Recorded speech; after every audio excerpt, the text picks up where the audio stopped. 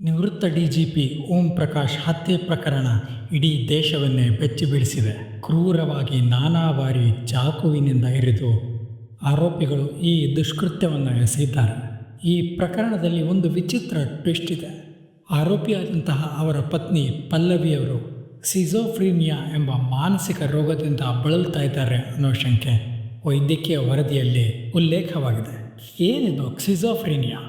Schizophrenia ಅಂದರೆ ಒಂದು ರೀತಿಯ ಮಾನಸಿಕ ಆರೋಗ್ಯದ ಸಮಸ್ಯೆ. ಇದರ ಅರ್ಥ ವ್ಯಕ್ತಿಯ ದೇಹಕ್ಕೆ ಏನೂ ಆಗಿರೋದಿಲ್ಲ, ಆದರೆ ಮೆದುಳು ಮಾತ್ರ ವಾಸ್ತವ ಮತ್ತು ಕಲ್ಪನೆಯ ನಡುವೆ ಒದ್ದಾಡ್ತಾ ಇರುತ್ತೆ. ಹೀಗಾಗಿ ಈ ಸಿಜೋಫ್ರೀನಿಯಾಯಿಂದ ಬಳಲ್ತಾ ಇರೋರಿಗೆ ನಿಜ ಯಾವುದು ಸುಳ್ಳು ಯಾವುದು ಅಂತ ಗುರುತಿಸೋದಕ್ಕೆ ಕಷ್ಟ ಆಗಿಬಿಡುತ್ತೆ. ಈ ಸಿಜೋಫ್ರೀನಿಯಾದ ಪೇಷಂಟ್ಗಳಿಗೆ ಕಿವಿಗೆ ಕೇಳಿಸದ ಧ್ವನಿಗಳು ಕೇಳಿಸ್ತಾ ಇರ್ತವೆ. ಅದನ್ನು ಹ್ಯಾಲುಸಿನೇಷನ್ಸ್ ಅಂತ ಕರೀತಾರೆ. ಅವರನ್ನು ಯಾರೋ ಹಿಂಬಾಲಿಸ್ತಾ ಇದ್ದಾರೆ ಅನ್ನುವಂಥ ವಿಚಿತ್ರವಾದ ಭಾವನೆ ಅವರಿಗೆ ಮೂಡ್ತಿರುತ್ತೆ. ಯಾರಾದರೂ ನನಗೆ ವಿಷ ಹಾಕಿ ಹೊಡೆದು ಬಿಡ್ತಾರೇನೋ ಅನ್ನುವಂಥ ವಿಚಿತ್ರ ಕಲ್ಪನೆಗಳು ಅವರ ಮೆದುಳಿನಲ್ಲಿ ಓಡ್ತಾ ಇರ್ತವೆ. ಅವರ ಮಾತುಗಳು ಗೊಂದಲದಿಂದ ಕೂಡಿರ್ತವೆ. ಇನ್ನು ಈ ರೋಗದಿಂದ ಬಳಲ್ತಾ ಇರೋರಿಗೆ ಸಾಮಾನ್ಯವಾದ ಯಾವ ಕೆಲಸಗಳನ್ನು ಕೂಡ ತಮ್ಮಷ್ಟಕ್ಕೆ ತಾವೇ ಮಾಡೋಕ್ಕೆ ಕಷ್ಟ ಆಗಿಬಿಡುತ್ತೆ. ಈ ಸಿಜೋಫ್ರೀನಿಯಾ ಯಾಕಾಗುತ್ತೆ? ಇಷ್ಟೊಂದು ಭೀಕರವಾಗಿ ವ್ಯಕ್ತಿಯ ನಡತೆ ಬದಲಾಗೋದಕ್ಕೆ ಕಾರಣ ಏನು? ನಮ್ಮ ಮೆದುಳಿನಲ್ಲಿ ನ್ಯೂರೋ ಟ್ರಾನ್ಸ್ಮಿಟರ್ಗಳೆಂಬ ರಾಸಾಯನಿಕಗಳು ಇರ್ತವೆ. ಅದರಲ್ಲಿ ಡೋಪಮೈನ್ ಮತ್ತು ಸೆರೋಟೋನಿನ್ ಅನ್ನುವಂಥವು ಎರಡು ಮುಖ್ಯವಾದವು. ಇವು ನಮ್ಮ ಭಾವನೆ, ಯೋಚನೆ, ನಡತೆಗಳನ್ನು ನಿಯಂತ್ರಿಸುತ್ತವೆ. ಈ ಸಿಜೋಫ್ರೀನಿಯಾ ಪೀಡಿತರಲ್ಲಿ ಡೋಪಮೈನ್ ಅತಿಯಾಗಿ ಸಕ್ರಿಯವಾಗಿರುತ್ತೆ.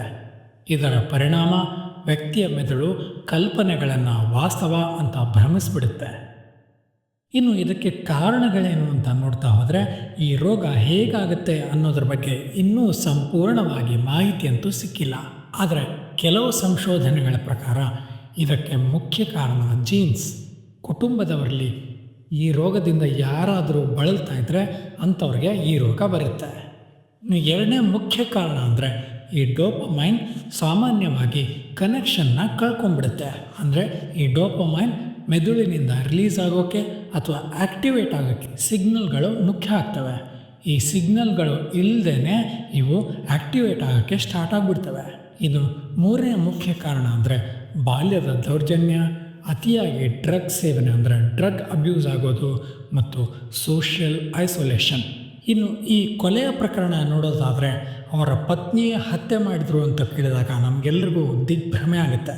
ಆದರೆ ಸಿಜೋಫ್ರೀನಿಯಾ ಇರೋರೆಲ್ಲ ಇಷ್ಟು ಅಪಾಯಕಾರಿಗಳ ಅಥವಾ ಅವರೆಲ್ಲ ಇದೇ ಥರ ಮನಸ್ಥಿತಿಯವರಾಗಿರ್ತಾರಾ? ಇದಕ್ಕೆ ಉತ್ತರ ಖಂಡಿತವಾಗಿಯೂ ಇಲ್ಲ.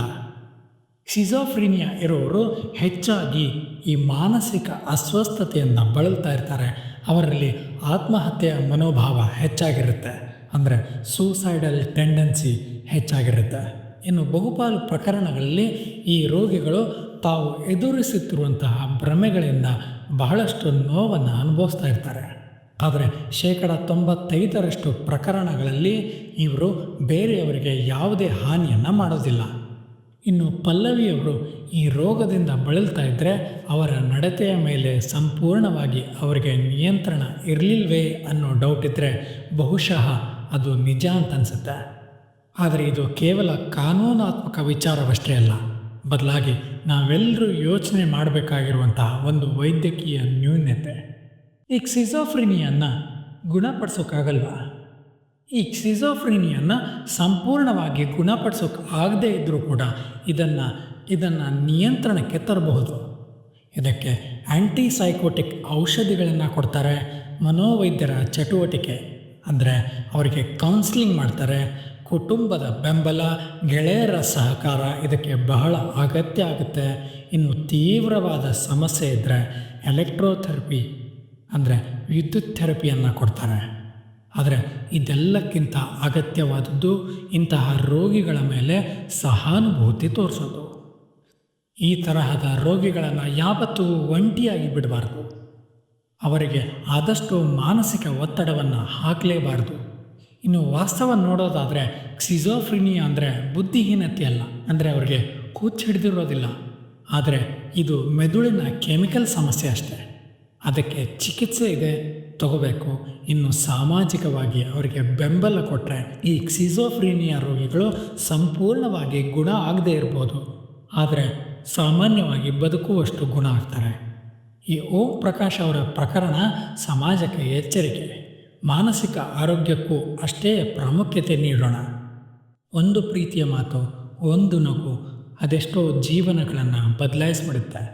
ಈ ವಿಡಿಯೋದಲ್ಲಿ ನಾವು ನೀಡಿದ ಮಾಹಿತಿ ನಿಮಗೆ ಉಪಯುಕ್ತವಾಗಿದೆ ಅಂತ ನಿಮಗೆ ಅನಿಸಿದರೆ ಮತ್ತು ಈ ವಿಡಿಯೋ ನಿಮಗೆ ಇಷ್ಟ ಆಗಿದ್ದರೆ ನಮ್ಮ ಚಾನಲ್ನ ಸಬ್ಸ್ಕ್ರೈಬ್ ಮಾಡಿ ಮತ್ತು ಪಕ್ಕದಲ್ಲಿ ಇರುವಂಥ ಬೆಲ್ ನೋಟಿಫಿಕೇಷನ್ನ ಒತ್ತಿ. ಈ ವಿಡಿಯೋನ ಲೈಕ್ ಮಾಡಿ, ನಿಮ್ಮ ಸ್ನೇಹಿತರು ಮತ್ತು ಕುಟುಂಬದವರೊಂದಿಗೆ ಹಂಚಿಕೊಳ್ಳಿ. ನಿಮ್ಮ ಸಲಹೆ, ಪ್ರಶ್ನೆ ಮತ್ತು ಅಭಿಪ್ರಾಯಗಳನ್ನು ಕಮೆಂಟ್ ಬಾಕ್ಸ್ನಲ್ಲಿ ತಿಳಿಸಿ. ಧನ್ಯವಾದ.